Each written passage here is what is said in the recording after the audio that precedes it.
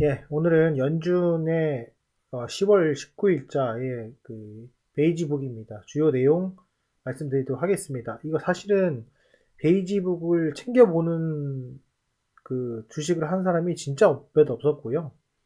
그냥 뭐 그 증권사 직원들만 가끔씩 보고 막 이랬던 내용들인데 요즘에는 이런 내용들을 궁금해 하시는 분도 계시고 그래서 특히 요즘에 연준의 그 생각과 방향이 중요하기 때문에 그렇게 말씀을 드리도록 하겠습니다. 보시면 12개 지역의 연준 관할 지역별로 수집한 최근 경제 동향을 관련한 보고서입니다. 그래서 연준의 공식 견해는 아닙니다. 아니고 FOMC 회의 2주 전에 보통 발표를 합니다. 그래서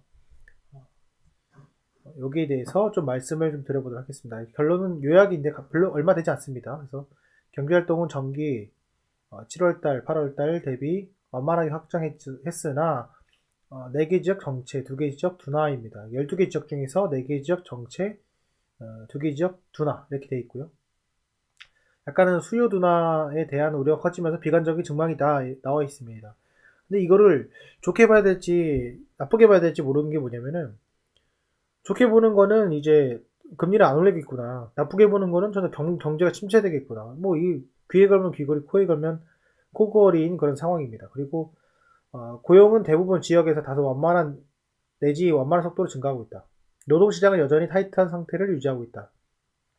절반의 지역은 고용 관련 어려움이 조금 완화됐다. 그러니까 약간 이것도 좀 애매한 내용이죠. 근데 계속 이제 오늘 이슈가 뭐였냐면 약간 경기 침체에 대한 그런 내용들을 좀 얘기를 하면서 어, 회사 실적이 양호하다는 그 실적 발표에 대한 것들을 조금 약간 무색해하는 그런 요인으로 좀 작용을 했던 것 같습니다. 그리고 밑에 보면 물가 상승은 향후 물가 인상은 대체로 완만할 것이다. 하지만 일부 완화됐고 여전히 높은 수준이지만 향후는 완만할 것이다. 이렇게 돼 있습니다. 그리고 이제 여기 그 내용입니다. 요약이 그거고요. 어, 여기 보면은 뭐 각각 이제 하나를 보면서 힌트를 좀 얻어보려고 하는데 자동차 딜러나 이제 뭐 이거는 사치품이죠. 그래서 재고 제약 높은 차량 가격 및 금리 인상으로 인해서 판매가 지속적으로 부진한다. 뭐 이런 내용이고요. 음, 여행 및 관광 활동은 여가 활동의 지속적인 강세와 비즈니스 여행의 증가로 크게 증가한다. 이런 내용이 돼서 여행에 대한 것들은 앞으로 이제 대한민국도 조금 증가할 추세가 있을 것이다 라는 것을 좀 추정을 할 수가 있고요. 제조 활동의 경우는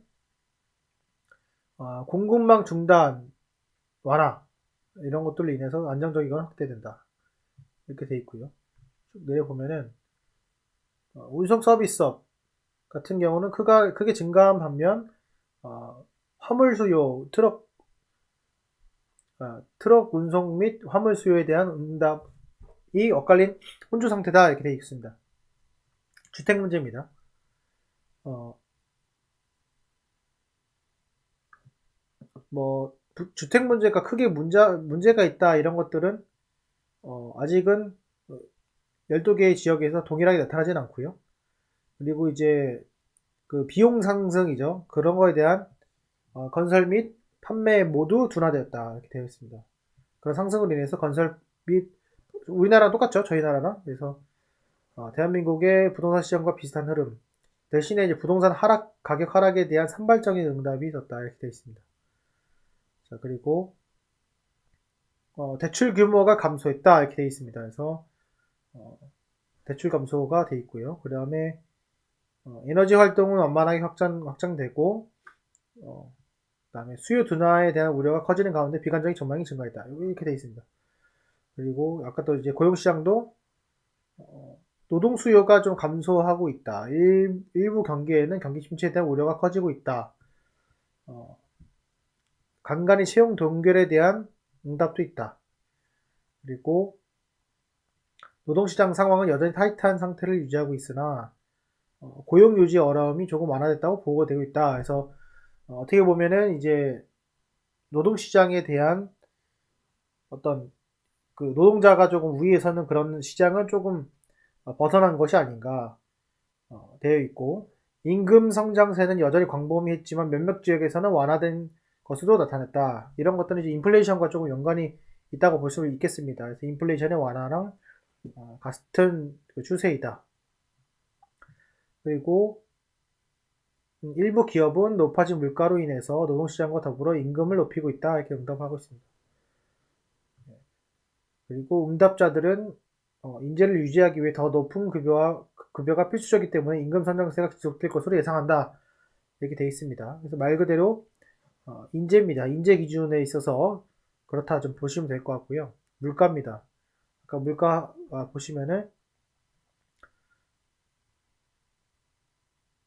다양한 업종의 투입 가격이 상당히 인상되었지만 상품, 연료 및 운임 비용은 감소됐다. 이전에 이제 운임 비용이 상당히 컸죠. 쇼크로 인해 가지고.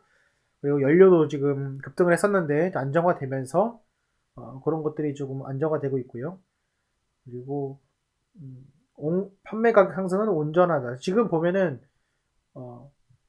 결과적으로는 요 내용이 뭐 돼 있지만은 여기 지역별로 쭉 나와 있습니다. 보스턴, 뉴욕, 필라델피아, 클리블랜드 쭉 나와 있습니다. 결론적으로 경기 침체에 대한 조짐 그리고 대신에 인플레이션에 대한 어떤 완만하다, 괜찮을 것 같다라는 그런 뉘앙스가 퍼지고 있고 고용에 있어서는 조금 약간 혼재되어 있는 그런 모습이긴 하지만 일부 이제 그 인재들에 대해서는 고 임금을 유지를 해야 될 것이고 그렇게 좀 나오고 있습니다. 화물이나 여행 그 다음에 운임 비용 이런 것들은 과거로 좀 돌아가고 있는 그런 상태이다.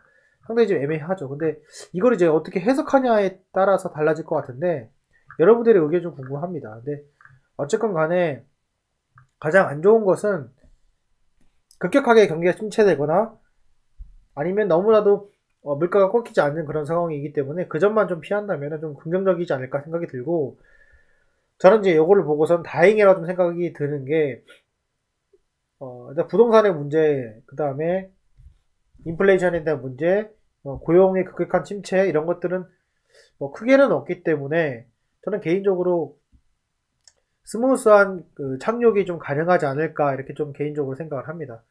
여러분들의 의견도 댓글로 좀 달아주시면은 도움이 될 것 같고요.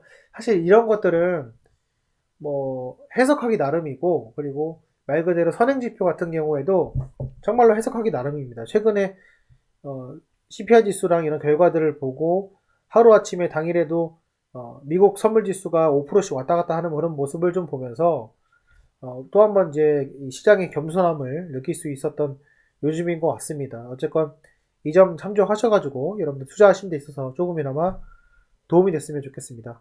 예, 오늘 영상은 여기까지 하겠습니다. 감사합니다.